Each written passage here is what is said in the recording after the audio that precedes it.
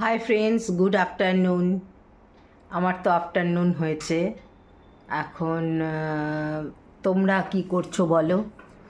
আমি তো এখন স্নান করতে যাব, আর আমার বোন রান্না ঠান্না করে দিয়ে চলে গেল, আমি ওপরে চলে আসলাম। আর জানো, কালকে বেরিয়েছিলাম আর আমার গ্যাস এসে ফিরে চলে গেছে। কি জ্বালাতন বলো তো। মানে বাইরে বেরোতে পারবো না, এক একটা সমস্যা, এক একটা বাড়িতে কেউ না থাকলে হবেই না। তারপরে কি বলো তো, সকালবেলায় আজকে ব্রেকফাস্ট খেলাম রুটি আর শিমুয়ের পায়েস, সুগার ফ্রি দিয়ে, চিনি দিয়ে না, সুগার ফ্রি দিয়ে। শরীরটা এমনিতেই ভালো নেই, কি জানি কেন, একদম মানে কোনো কিছুতে কাজ করতে মন লাগছে না। তারপরে একটু লেজি ভাব লাগছে, শুয়ে থাকতে ইচ্ছে করছে, এই রকম টাইপের লাগছে। কেন কি জানি, কিসের থেকে? আমি তো মিষ্টি খাই না, সুগার কি তাহলে বেড়ে গেল? বুঝতেই পারছি না আমি, কী যে হলো কে জানে। আবার সেই জেনিতে যাওয়া মানেই তো অনেকটা মানে সময় কাটিয়ে দেওয়া। সেই দুপুরবেলায় বেরোই আর আসি রাত্রি 9টা 9:30, জানো। ডাক্তারই আসে 7টায়, তবু আমাদের আগে যেতে হয়, 5টা 5:30টায় নাম লেখাতে হয়। জেনিতে যাওয়া মানেই একটা দিন পুরো নষ্ট, বুঝেছ। আমি অন্য কোনো ডাক্তার দেখাই না, আমি জেনিতের এমডি পালকেই, এমডি মণিশঙ্কর পালকেই দেখাই, আর ওনাকে দেখিয়েই আমি ভালো আছি। হঠাৎ যে আমার কি হলো আমি কিছুই বুঝতে পারছি না। যাই হোক, তোমাদের কাছে সবসময় রোগ রোগ রোগ রোগ বলি, রোগ ভাল লাগে না। আসলে কি বলো তো, খাওয়াটা ঠিক আমার সহ্য হচ্ছে না। কিছু তো একটা ঘটনা আছেই। এখন যদি ডাক্তারকে বলি, সে বলবে এটা করো সেটা করো, হেন করো তেন করো, আর আমার খুব ভয় লাগে, জানো তো। আমার ভীষণ ভয় লাগে যে এটা বলবে সেটা বলবে। পরীক্ষা নিরীক্ষা করতে মাকে নিয়ে খুব ভুগেছি, খুব।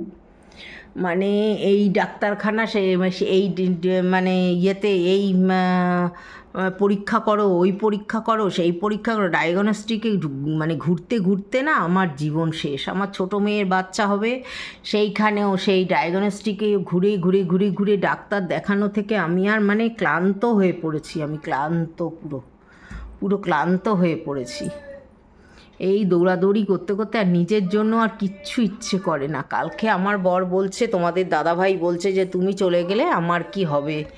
আমাদের শ্বশুরবাড়ির নিয়ম কিন্তু বউ আগে চলে যায় আর বররা থাকে, এটা হচ্ছে আমার শ্বশুরবাড়ির নিয়ম। এখন আমার মাও আমাকে ছেড়ে হয়তো থাকতে পারছে না, সেই জন্য চোখ মুখ দেখো না ফুলে যাচ্ছে, চোখের পাশ টাশগুলো। শরীরও ভালো নেই, মনও ভালো নেই, কিচ্ছু ভালো নেই, ভালো লাগছে না, একদম ভালো লাগছে না। তোমাদের সঙ্গে দুটো কথা বলি, সেইটুকু নিয়েই আমি থাকি।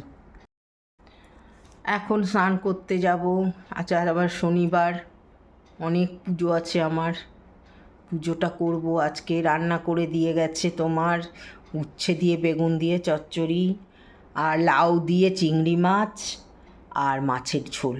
মাছের ঝোলের মধ্যে পটল বেগুন, তারপরে তোমার পটল বেগুন ঝিঙে, তারপরে তোমার পটল বেগুন ঝিঙে, এই তো দিল মনে হয়, আলু বোধহয় একটা দিয়েছে। আজ আবার বড় মেয়ে আসবে, কালকে শরীর খারাপ শুনেছে, আজ আবার বড় মেয়ে আসবে। 4টের সময় আসবে, নাতনির পড়া স্কুল করে সোজা একদম খড়দা থেকে ট্রেনে উঠে সোজা নৈহাটি চলে আসবে। বড় মেয়ে আসবে, কালকে শুনেছে আমার শরীর খারাপ, ওই জন্য আজকে আসবে। বললো মা আমি আসবো। হ্যালো মায়, এসে দেখ ও কী বলবে কে জানে, আবার ডাক্তারের কাছে নিয়ে যাবে কি না। ভাল লাগে না আমার, আর ডাক্তার দেখাতে ইচ্ছে করে না। কারি ওষুধ খাই জানো, অনেক টাকার ওষুধ খাই, প্রচুর টাকার ওষুধ খাই, আর ভাল লাগে না ওষুধ খেতে। সারা দিন ওষুধ খাচ্ছি, সারাটা দিন, আর ভাল লাগছে না।